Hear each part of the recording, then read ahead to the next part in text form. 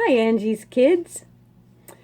I had a little request from a friend in Nesquin Valley School that really likes Marguerite Henry, who I really like too. And this book was introduced to my family when they were young children.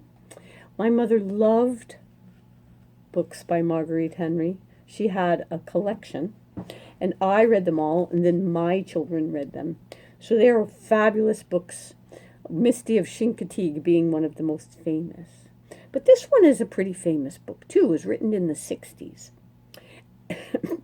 My mother was British, and of course, this book is based in a town in England, a very small town. And it's about a horse whose name is 5 o'clock, Charlie, by Marguerite Henry. Here's beautiful Charlie. He was a workhorse, a very, very hard-working workhorse.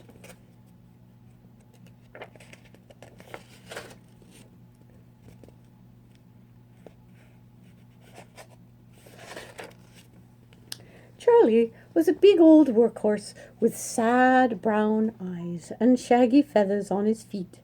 He belonged to Mr. Spinks, a lean, weathered man with a fringe of yellow whiskers that almost matched Charlie's mane. They both lived at Tulip Hill Farm in Shropshire, England. Mr. Spinks and everyone else thought Charlie was too old to work. Everyone, that is, except Charlie. He had reached the great age of 28, but in spite of his years and his dignity, he could still roll over. Not just halfway, but a complete once over. It was tremendous to behold. And when his rheumatism didn't bother him, he kicked and capered like any frisky colt. Mr. Spinks was a tough yet tender man. He thought a lot of Charlie, who had been a strong puller in his day. So he retired him and gave him a field all to himself, with a nice rain barrel for drink and water. Of course, it was a small field, and nothing much would grow on it anyway. Nothing but nasty thistles and chickweed, and Charlie despised them both. One was too prickly, the other too bitter. Quite regularly, Mr. Spinks managed to bring him a wisp of hay, but even so, Charlie grew hungry and bored with life.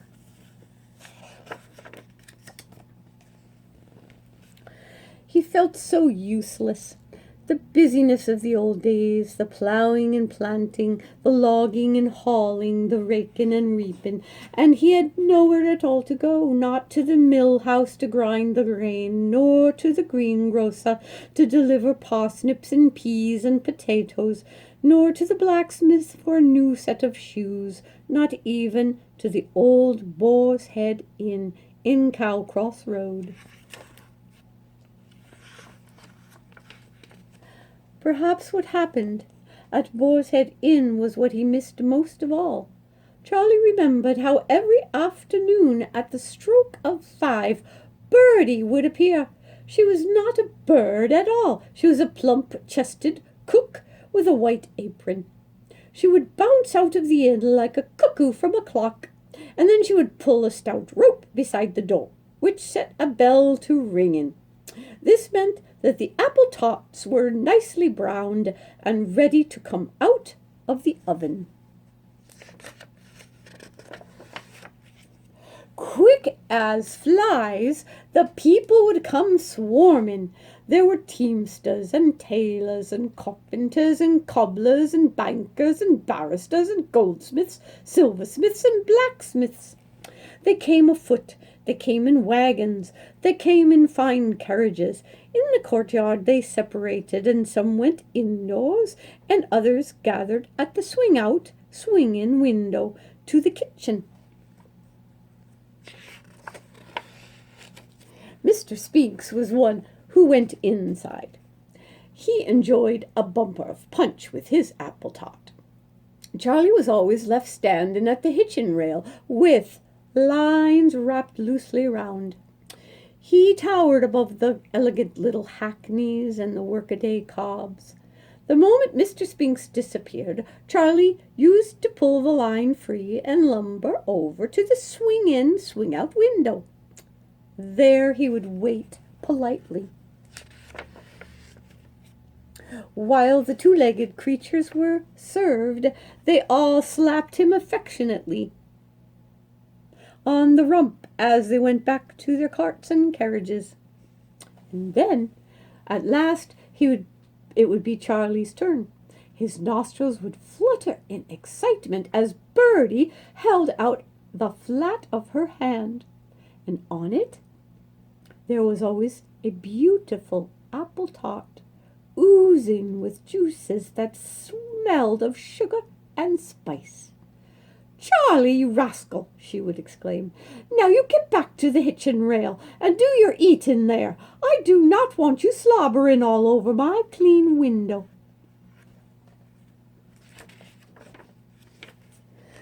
When Mr. Spinks finally came out, wiping his whiskers on his sleeve, he never seemed to notice that Charlie's lines were no longer wrapped about the rail. He just hooked him up, climbed on the seat of the wagon, gave a cluck-cluck to Charlie, and off they would go, home to Tulip Hill.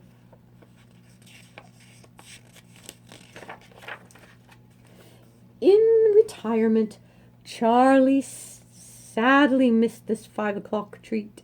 He felt hungry and forlorn in his silent field, with only grasshoppers thrumming their wings together, and a woodpecker drilling holes in an old dead tree. Morning, noon, and night were all alike. It was a world of nothing but weeds and sky. Day by day his head drooped, and his tail hung limp as an old rope.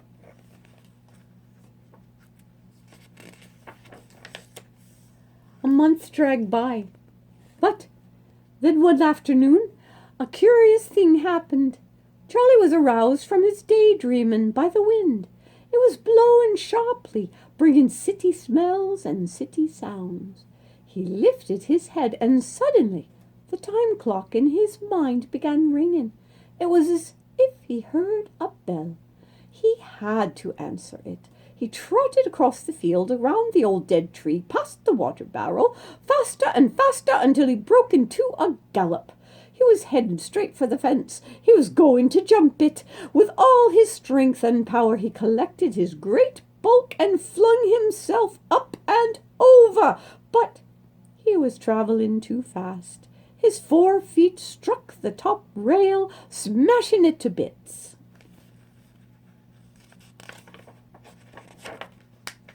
He did not even feel it or hear the crash.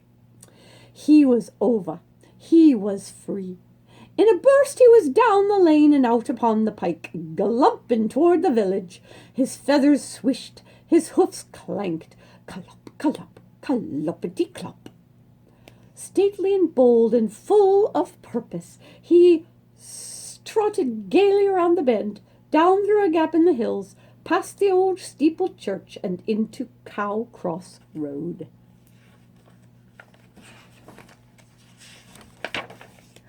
It was just like the old days.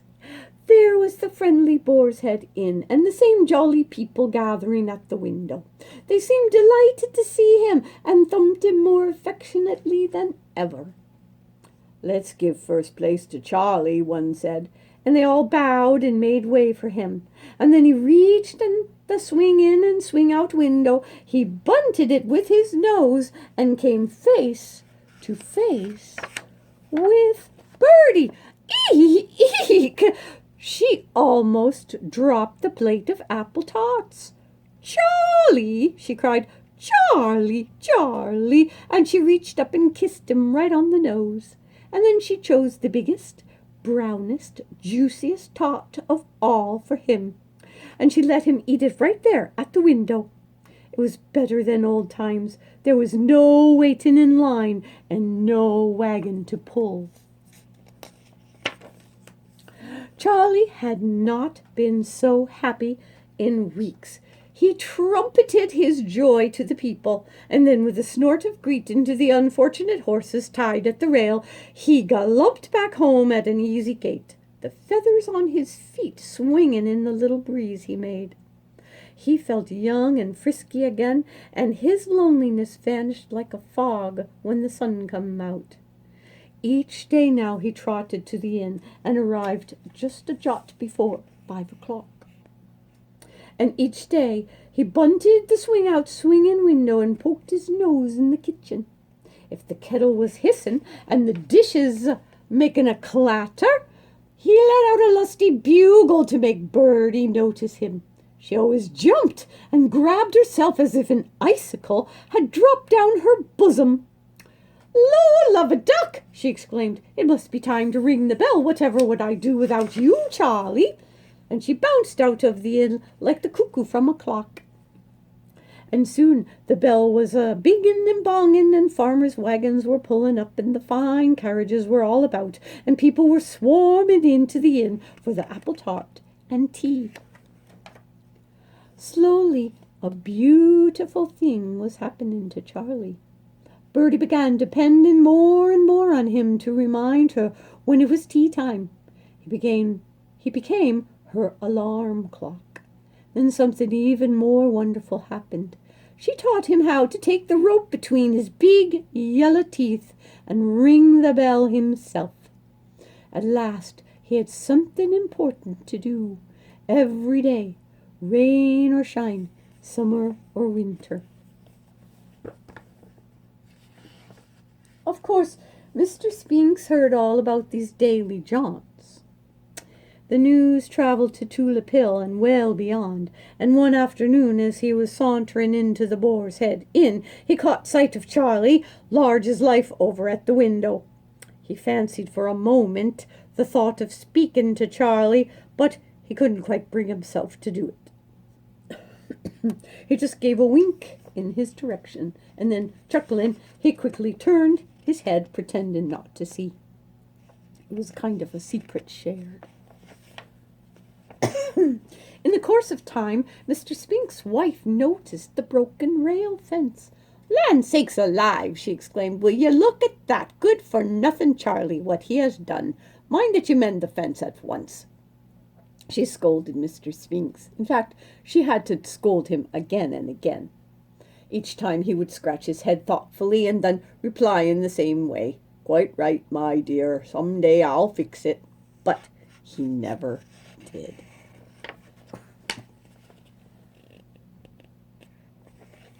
That is called 5 O'Clock Charlie by Marguerite Henry, illustrated by Wesley Dennis. Lovely story.